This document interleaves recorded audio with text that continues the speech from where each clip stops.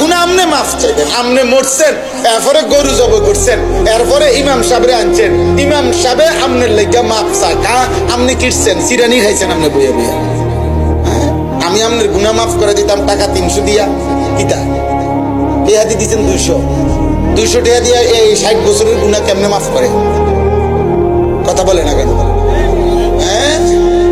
500 টাকা দিয়ে কি গুনাহ মাফ করেন? আমি জানি আপনি কি গুনাহ করছেন, কথা বলেন না কেন? তো আপনি আমারই দিয়ে লোক রাখছেন, বদিল্লা দিলেন। গুনাহ করছেন আপনি, আপনি মাফ চাইবেন, এখন মাফ চাইবেন।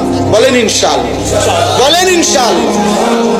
এই জন্য আমার ফুতে গরু জবাই করাইয়া আমার মরার পরে আমাগো এলাকার ইমাম সাবরি দিয়া আমার গুনাহ মাফ করাইয়া আমারে জান্নাত বুঝাই দিব। জান্নাত আমার আব্বার সম্পত্তি, জান্নাত ইমাম সাহেবের বাপের সম্পত্তি। ইমাম সাহেব জান্নাত টেন্ডার নিছেন, ইমাম সাহেবও আখেরাতে হিসাব দিতে হবে, মুসল্লি সাহেবও হিসাব দিতে হবে। আপনি আখেরাত বুঝেন, আপনি না বুঝলেও আখেরাত হবে, আপনি না বুঝলেও মৃত্যু হবে।